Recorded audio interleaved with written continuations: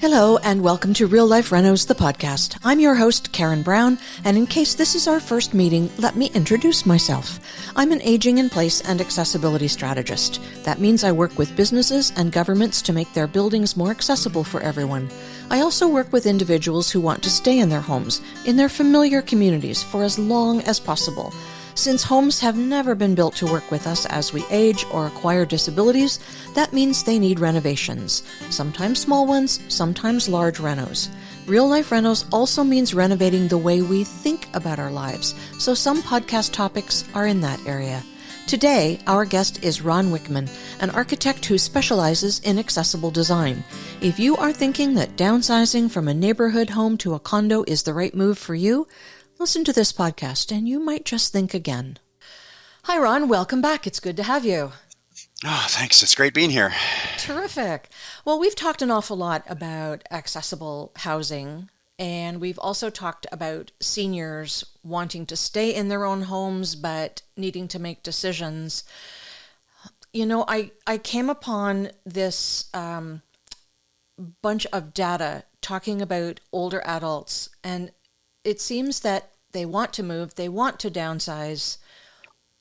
Their heads immediately turn to condo living. In fact, in Toronto, high rises are home to 40% of the people over 65 years of age in Toronto. But that's not always the solution that people think it is. Can you talk a little bit about that for us? Sure. Yeah. Well, the first thing I can say is the stats would be, and I don't know them, but they would be significantly different here in Alberta. So we have a lot more single-family housing stock compared to condo living. And there's been a bit of a slowdown with the pandemic and so on. That's kind of slowed the progress of apartment living, condo living. But we're behind a city like Toronto or Vancouver or Montreal in terms of that kind of living. I did recently listen to a podcast that was all about Toronto and listening to planners talking about how Toronto has been planned. So essentially, it is a city, a downtown core with tall buildings surrounded by single family houses, in essence. And so there's lots of talk in most parts of Canada, kind of starting in Toronto, this Toronto area, talking about the missing middle. And the missing middle would be housing that is something between high-rise condo living and single-family housing. So anything from a duplex up to a low-rise apartment building kind of thing. So that's certainly something that we've seen here in Alberta, in Edmonton and Calgary especially. And Calgary's just growing so quickly now that this kind of missing middle has been kind of the talk of the town, so to speak. And that fits nicely in with something I've been thinking about for quite a long time. In fact, right since 1990 and 91 when I graduated from architecture school. And I didn't know the term missing middle. I don't think it had been invented yet. But essentially, my master's thesis was about that topic, interestingly enough. So it was all about accessibility, but it was about accessible living. So could we create communities and housing that would be more effective for people with disabilities? And my thinking was that at that time, and it still is today, that people living in that live in a 3,500 square foot house or something, of that size, a single family house, that suddenly find themselves either an empty nester couple or like my mom is now, just an individual in her early 80s, living in a bigger house. It's just a lot of upkeep, and it's hard to maintain the house and deal with the house and all that. But I know my mom would never want to move to the alternative, which here in Alberta would be um, some kind of long-term healthcare facility. So it seems like the options for the most part have been stay in your house or move into some kind of care home. And so there's all these options that we should be thinking about that are vastly different. And condo living has sort of presented itself as something that could be one of those types of dwellings. Well, people think of it that way anyway, but it's It, not always suitable. This is not the forever home that some people imagine it's going to be, is it? correct. Yeah. So they like on the surface it sounds great because um, you have probably an underground parkade, so you can if you're somebody with a disability, especially in a winter city, which is mostly Canada. um, you can park underground. You can gain access to an elevator, and you can get to your dwelling. And so conceptually, that's great. Um, but it's the fact that the dwellings themselves don't present themselves with any real accessible or universal or inclusive, whatever term you want to use, features that would be adaptable to uh, different types of residents. So somebody in a wheelchair, for example, somebody with low vision, somebody with some hearing limitations, other mobility issues. The housing stock just doesn't really provide access to that kind of living experience. It's just sort of based on, I guess, what the developers and builders have thought is most marketable. So they do their homework and their research, and they figure out that if we build dwellings that are of a certain size and a certain number of bedrooms and so on, uh, then they'll sell, and that's the name of the game for the development world, right? Well, it is. But now, can you tell us, because you know more about this than I would, and our listeners probably would, when a condo is being built structurally, what's happening that makes it difficult to make changes? Well, in high rises for sure, they're built in typically in concrete, so it is difficult to deal with renovation work in a concrete structure. Low rise housing is typically wood frame, um, but it has mostly to do with our the fire rating. So every dwelling within a condo unit has to be fire rated from the other dwellings. And so to do renovations, uh, certainly renovations that uh, compromise the fire walls, become a challenge. Um, it Because it's not a single family house and one structure, you don't want to tinker with any kind of structural issues. So you don't want to be removing walls that might be holding up many walls above it, uh, that sort of thing. So they can be very complicated and expensive. So simple modifications like uh, taking out your kitchen cabinets and putting in new ones is not really a big deal. But it can be a big deal if you start to want to move sinks or stove locations where there's an exhaust fan. If you want to move a toilet somewhere else in your bathroom or expand your bathroom to make it bigger to accommodate somebody in a wheelchair, that again might not only affect plumbing, electrical issues, but again, structural issues may be a problem. So all of these things make it really difficult from a physical building point of view.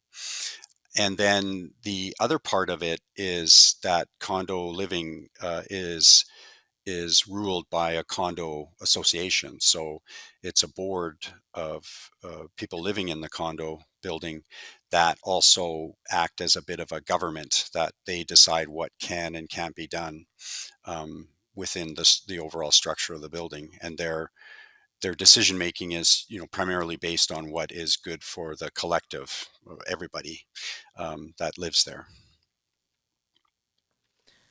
Okay, so if they're making decisions based on what's best for the collective, and if 40% of people in condos in Toronto anyway are over 65, isn't it best for the collective to have some more inclusive design? So, I mean, you would think that You'd you're think so. laughing. You would Yeah, think so. you would absolutely think so. Yeah. But then the And design challenges come into play. Uh, Correct. Yeah, Right. and then just all these. I guess they can be somewhat political as well. If we allow one resident to do this to their dwelling, then we set a precedent for others to do the same thing, and it could potentially create chaos, I guess, in the minds of the condo association. So, playing it safe is typically the general nature of a condo association.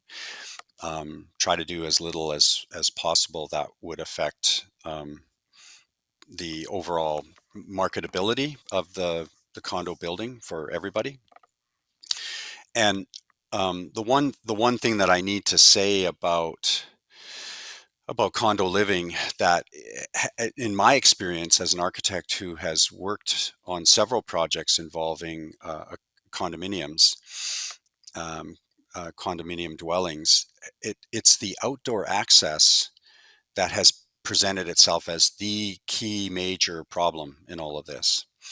So if you live on the third floor, it's not uncommon for your patio doors to be sliding doors that the the threshold of that door might be anywhere from 8 to 12 inches above the floor level, and that might not seem like a big deal.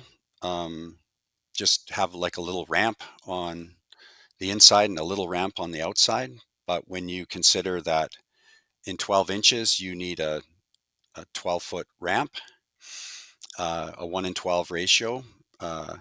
12 inches means 12 feet of ramp, plus you need a landing that's 5 feet by 5 feet. In fact, that's larger now. It's 5 feet 7 inches by 5 feet 7 inches. So that's on both sides.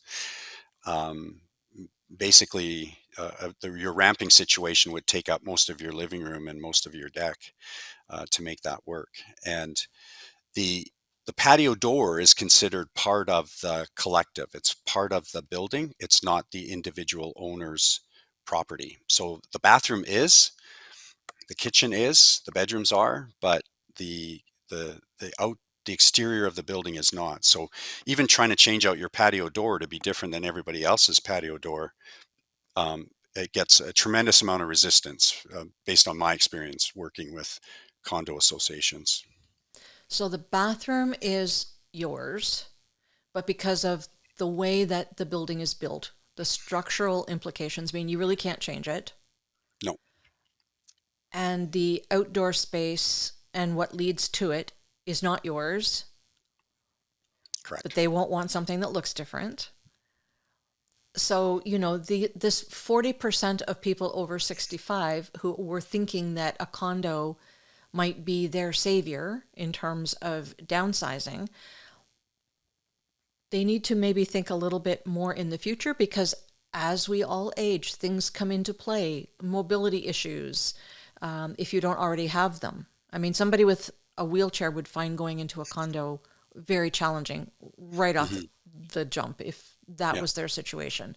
But for people who think themselves to be in pretty good health, you start with hip replacements, knee replacements, back issues, other kinds of mobility issues, which make just movement around your condo apartment very challenging.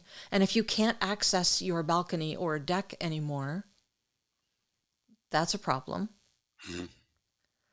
So you have written recently in an article that the best design projects start with collaborations. There seems to be a Yes. disconnect between architects and builders and developers in terms of what that collaboration might look like. Who Mhm. are architects typically collaborating with? The uh, architects will be collaborating with the developer or builder of the project. So, for the most part, in a condo building, you would never really, the architect who designs the project would never really know um, a specific client.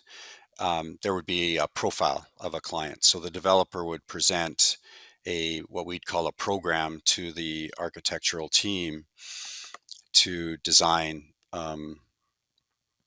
any number of dwellings, right? So a 50 or 20-story building with 6 units per floor, um, one being a one bedroom and five being two bedrooms, something like that. Just you'd be given sort of the agenda as the architectural team, and you'd have to put it together in a nice package for the developers.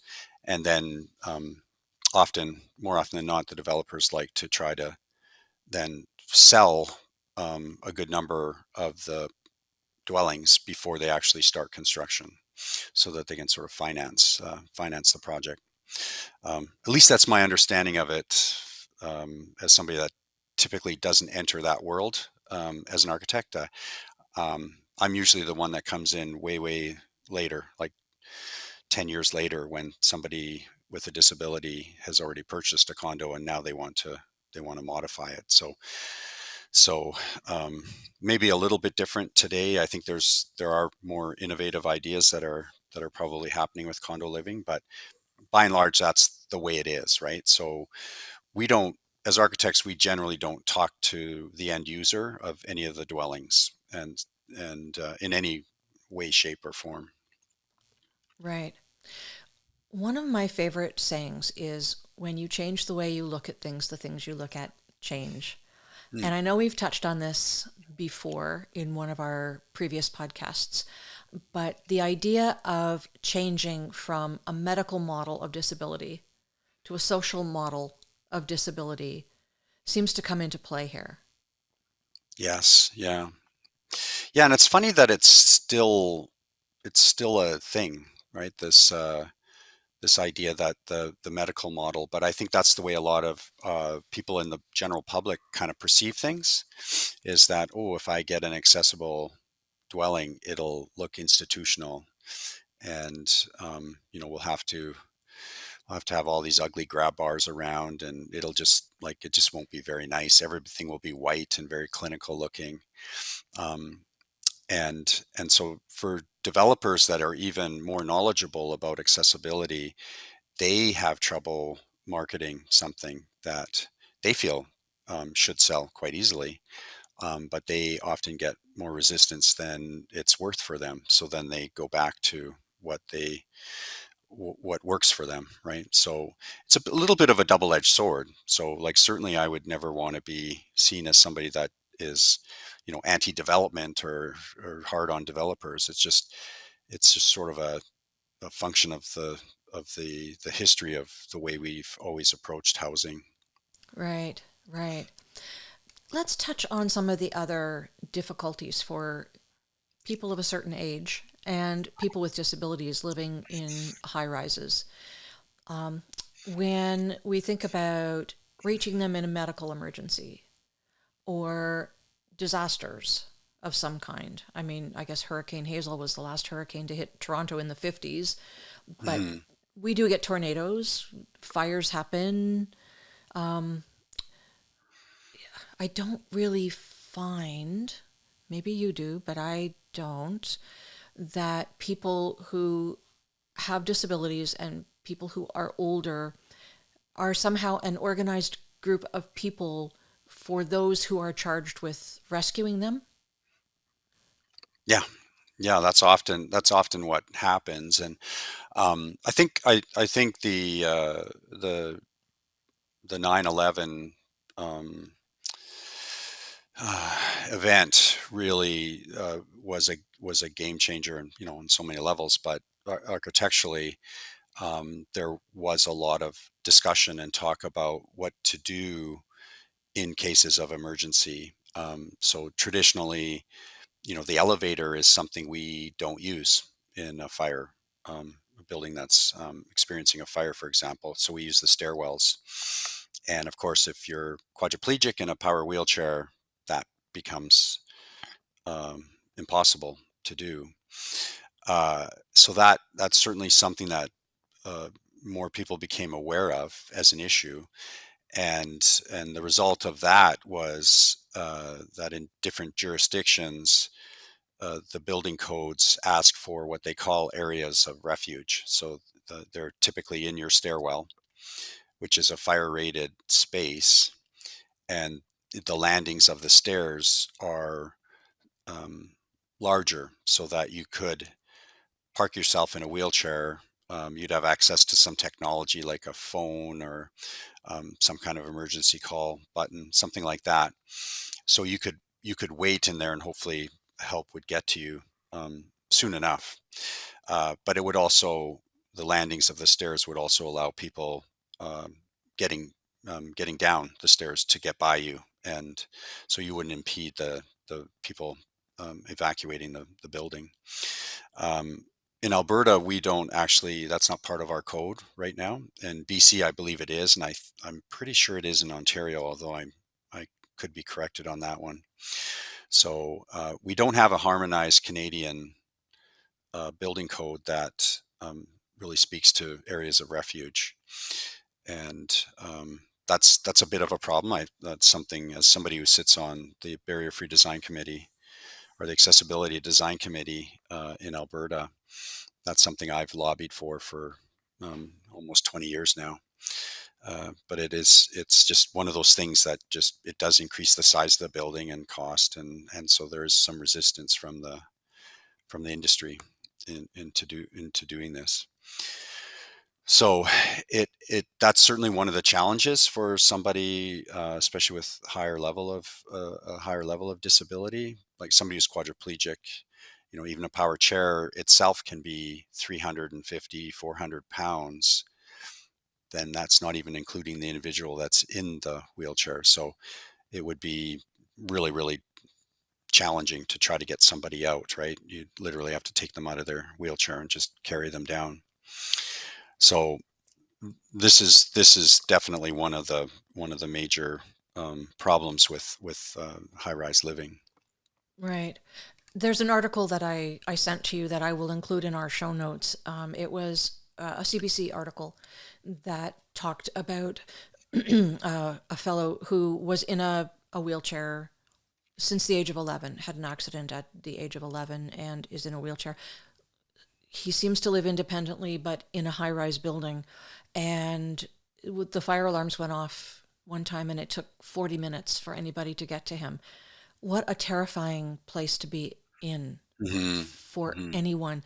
And I also see data from time to time about the length of time it takes for EMTs to reach someone who's, for instance, had a heart attack, if they live on an upper floor in a building. And one of the issues is just them getting into the building. They start pushing buttons and trying to get somebody to let them in. Hmm. And there is actual data. I wish I could find it, or that I could have found it in advance of this podcast. There is actual data that might be outdated at this point, but that if you live above a certain floor, your chances of survival decline fairly rapidly, and it's for Mm. that reason. People can't get to you.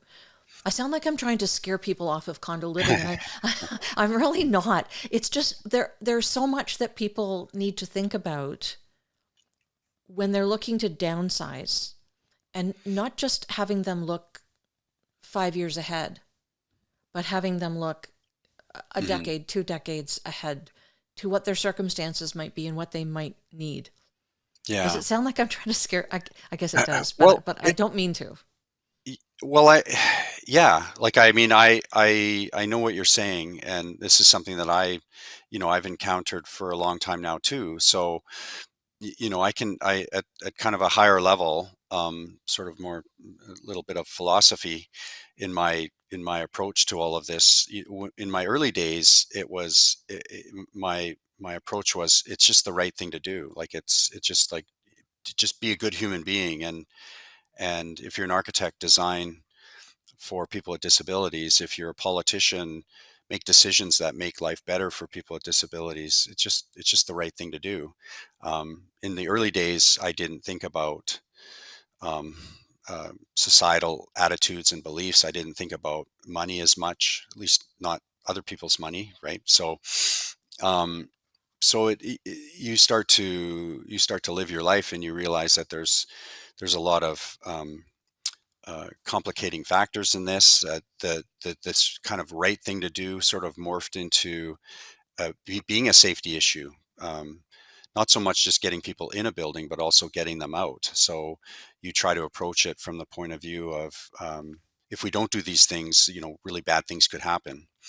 And that it's kind of a message that you just mentioned it, is something that we try to stay away from saying too much of, but these are realities, right? Like, nobody really wants to think that they'll encounter at least a temporary disability at some point in their life, like a broken leg or a broken arm or something like that. But um, almost everybody will probably have at least a temporary disability in their lifetime.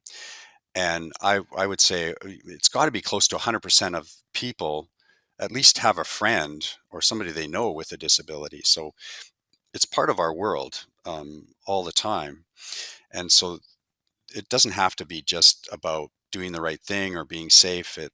It can be um, uh, about just being, again, I guess, back to being a good human being as well, but just just part of our life, just part of the way we think about the way we house people, the way we work, the way we play, all of that.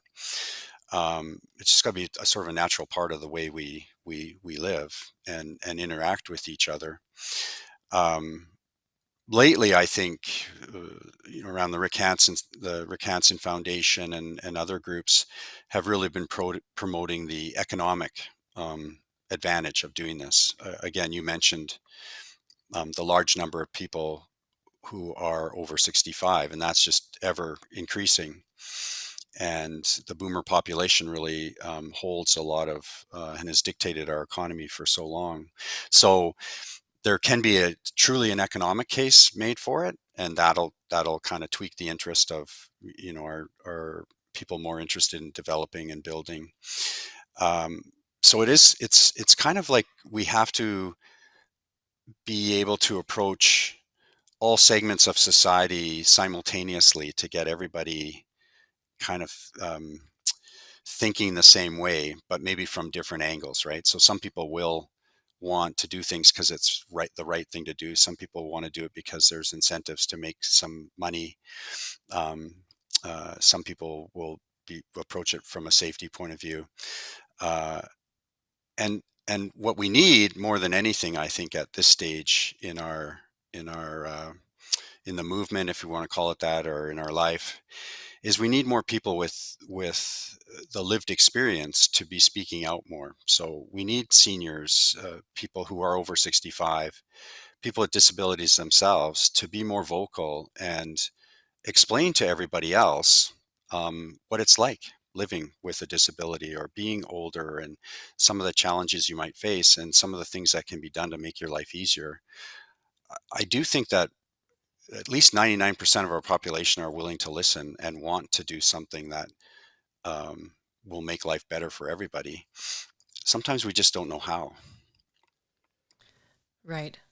I agree with you completely. And, before this, we were having a little chat about the how, but also about the fact that the people who are the decision makers don't really understand the why. That's right.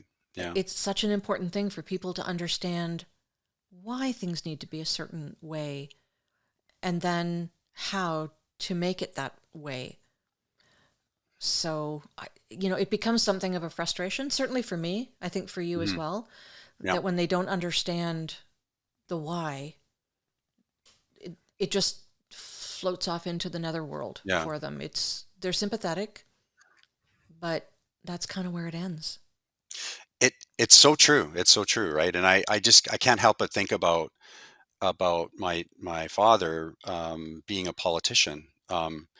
He was the why. Like when he said, I need the bathroom door to be wider because I can't get through. Um, it's not somebody standing there like looking like they could get through that doorway saying this. It's somebody in a wheelchair like physically showing you, I can't get through. Like, look at my wheels can't get through. It's like it's you don't need any more than that, right? And that's why I go back to this comment that for a long time now, um, I feel like I've been part of a group of advocates that certainly don't have the physical disability like being in a wheelchair, um, or being blind, that can really demonstrate. So I think a lot of people sometimes listen to me and say, yeah, but what does he really know about this, right? So they don't know the number of hours I've spent with people who have various disabilities. They don't know my experiences. They just hear what I say, but sometimes that's just not enough, right? And so we have to demonstrate how to make it work. So again, just sort of jumping forward a little bit to our this concept of housing is, again, the architects sit in a boardroom with developers and they talk about how they can build this building, structurally, how they can make things so that there's fresh air movement mechanically, how everything will work electrically. Um, and I guess obviously they'll talk about how they can do it right so they can make some profit. But I can almost guarantee that there isn't somebody, or there aren't a couple of people in that boardroom that are sitting in a wheelchair or blind going, yeah, but wait a minute, this is what we need to do here too, right? And remind everybody that there's this enormous aging population that would really benefit from this kind of housing. And once they see what it's like, they'll demand it for sure, right? So it's hard to demand something that you don't know what it looks like or what it feels like. Right.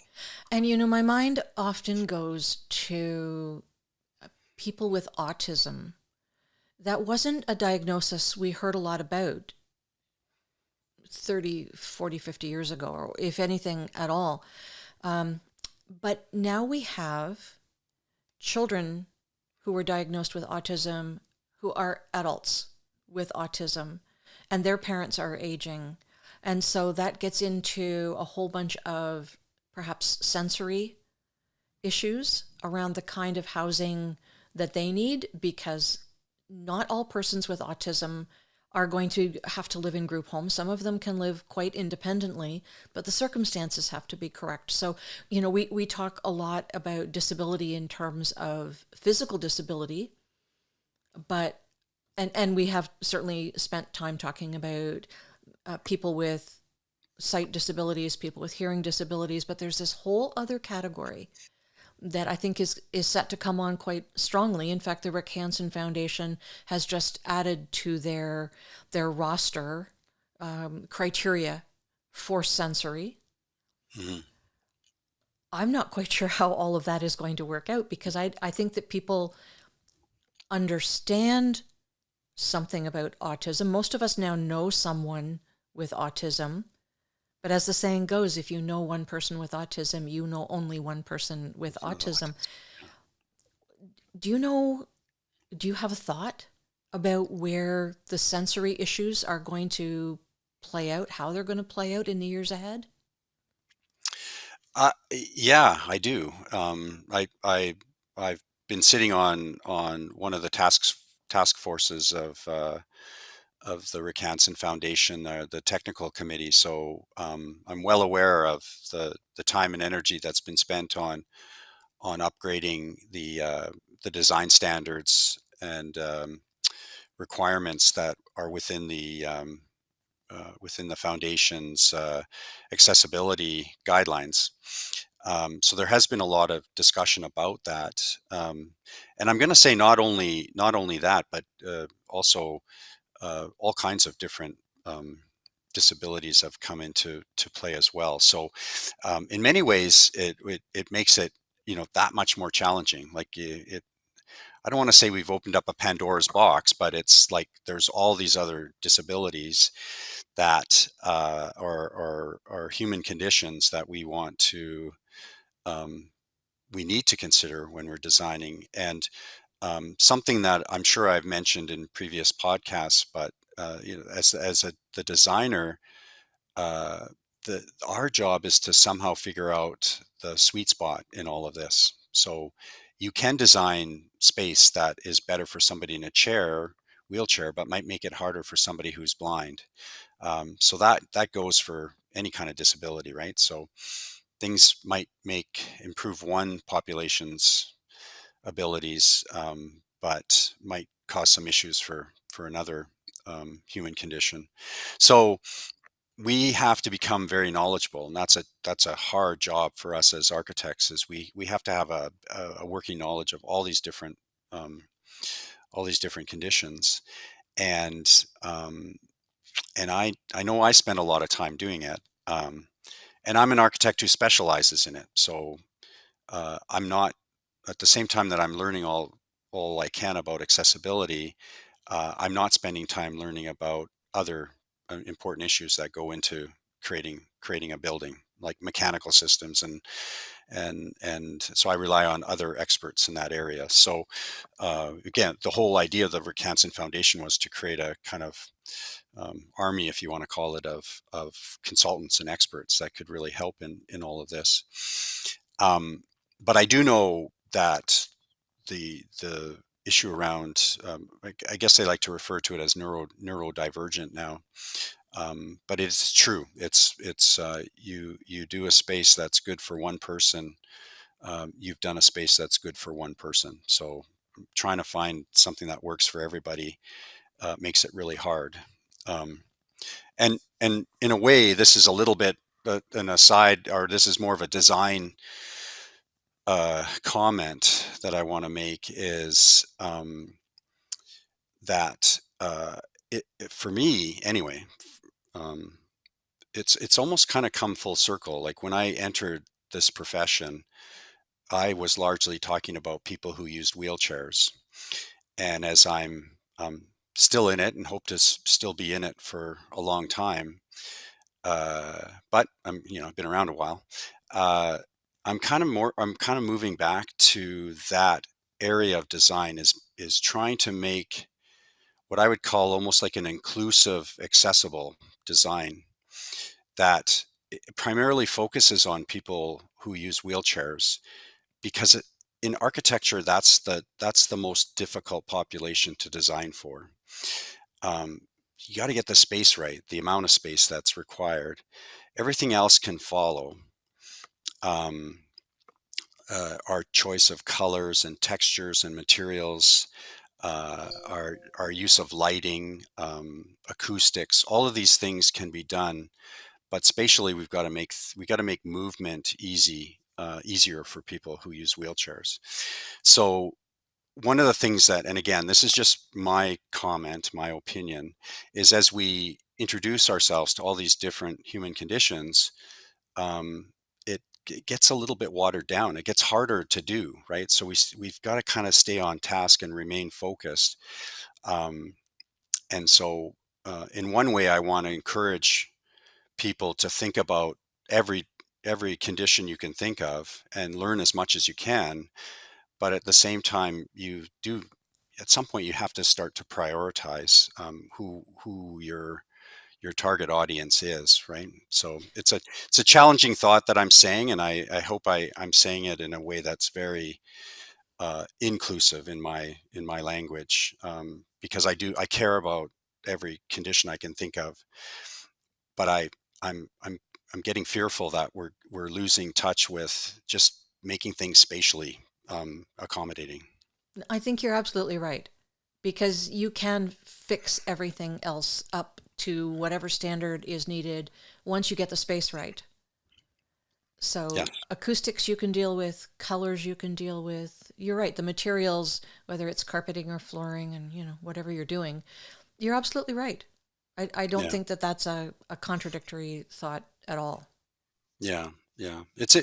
it's important because I like, what this is my experience as well, is we present all this information to a client who really has a limited working knowledge of disability, and just think how overwhelming that is for somebody. Like, oh my, like, how do I how do I digest all of this information in one sitting, right? And I've presented hundreds of times in my career to different audiences, and this is often the feedback I get, is it's a great presentation, I've learned so much, but it was just too much information. um, and so I realize that sometimes I just have to focus on one thing at a time for each article I write or presentation I do, just to help the audience at least appreciate that, and then they can hopefully move on from there, right? So this is certainly something that I've been thinking a lot about in my work, because again, my work as an architect is very much focused on individual clients. So I'm working with somebody who might not have arms, and there's a completely different challenge there to designing for somebody with that condition compared to somebody who's in a power wheelchair, or somebody who's, we can talk about Alzheimer's, dementia, that sort of thing. There's Right. so many different things, right? So I kind of pick away at each project I do offers me a different perspective, and then I try to bring it all back into my overall design, when sometimes maybe I am designing a condo building where I don't always know the client at the end of the day. I remember asking you on one of our first early podcasts if you ever do design for something, but you don't tell them what it's for. And you said, sort of sheepishly, why, yes, yes, I do. Yeah, yeah, yeah. And I think, but that goes to the point that you were just making, that if you try to give everybody the whole ball of wax at the same time, it's overwhelming, it's too much. Hmm. But if you can focus on one thing, and then understanding who the end users might be to whatever extent, you can slide in some other stuff, be it color choices or materials to make things acoustically more pleasing. Then that's what you do. And if they ask questions about that later on, then you can explain that later on, because they've already accepted the big ball. Now it's getting them to understand and Yeah. accept the other smaller pieces, and that there is a reason for it. Uh, and that's a great segue into something that we should remind people of, if they haven't heard it before. I know I've said it in the past many times, but there are three key areas that we can really focus in on. And interestingly enough, if you get these three right in your housing design, it does actually benefit everybody. And that is what I call the no step entrance, or like a wheelchair accessible entrance. So there's if somebody in a wheelchair can get in the front door, then anybody can. Like, there really is nobody that benefits from stairs that I can think of. No, Like, nobody likes like stairs, not no, toddlers, not older people, not yeah, people with disabilities, not delivery people. Nobody likes yeah. them. That's right. So I don't know why and in condo living, usually naturally we don't have steps, right? Maybe Right, we do, and then we have a ramp as well, right? Because that's the building code. right. So that is just something that we can say, yes, it helps those individuals who use wheelchairs. That's where the whole idea of the no step entrance came from, was somebody who used a wheelchair created this concept that we refer to as visitability, which is basically getting into a single family house, right? I'm in a wheelchair and I can at least visit my friends. So if all my friends had visitable homes, at least I could go visit with them. Might not be able to stay overnight easily, but I can at least visit them. So that no step entrance becomes vital. Um, and then when you're inside a building, like a condo building, for example, and this naturally happens, is you need access to vertical circulation, so an elevator. So almost every building that's at least more than 4 stories will have an elevator, and most low-rise housing projects now have elevators as well. So the elevator kind of takes care of that. And I've mentioned this before. It's not that difficult these days to do a small project, a duplex or a fourplex or something, or even like a single family house. You can easily add a residential elevator. They're much less expensive than your commercial elevator, and they can just be sort of out of the way. It's basically, you're just looking at a door, and you open that door and there's an elevator elevator cab in there. And then more, oh, sorry, more Sorry, importantly than, can I, if I can just interrupt, yeah, I know that on a previous podcast we did talk about home elevators yeah, and the fact that they have really not increased in price substantially correct. for many, many years. I mean, like everything, you can buy the Cadillac with, the music Yeah, and the golden edges. I mean, you can do whatever you want, but a basic home elevator has not increased in price tremendously in many years, and that's one yeah, aspect of building where we've gotten a break. yeah. And that's proof that there's been enough demand over time that it's kept the cost sort of, 30 years ago an elevator was about $25,000, and like you said, today they range anywhere from 25 to probably 45, depending on, all the bells and whistles you want to have. So today getting a residential elevator is more like going and buying a car. You can get a Ford or a Chevy or whatever else is out there. um, so you can shop around, and it's great, right? You have lots of options available, depending on your situation. And if you're willing to pay some money, you can have literally like a glass tube in your house that's very expensive, but sure looks, space agey and I was cool. going to Yeah, say Star Trek. It's what sounds yeah, like Star yeah, Trek to me. exactly. Yeah. And then yeah, just to really emphasize the third issue is the bathroom. And getting the bathroom right is really simply a means of thinking of it as a wet room. So you just make sure the whole floor and the walls are waterproofed, and then your shower area just has no curb basically, and so the floor in the bathroom all slopes to a drain. And if you want to stand in the shower, that's not a problem. If you want to sit on a bench, that's also not a problem. If you want a shower right from your wheelchair, that's not a problem. So other than maybe wanting to change out, you grow tired of your sink countertop, you want a different look, you can change that out. You could maybe change out the tiles if you wanted to over time, but effectively you have something that is really can be part of your life forever, and you never have to change it. And that just offers all kinds of choice in your life now. I can stay here, I can move, um, but you're not faced with a challenge that so many people I know are faced with, which is I can't keep living like this. I can't have a sponge bath in my living room. I've been doing this for 3 years, and I just can't live out of my living room anymore. Something's got to give, right? And if they had a shower area that was already there, then that would just make all the difference in the world for them. I will point out to our listeners that you and I have done separate in depth podcasts on each of these three topics.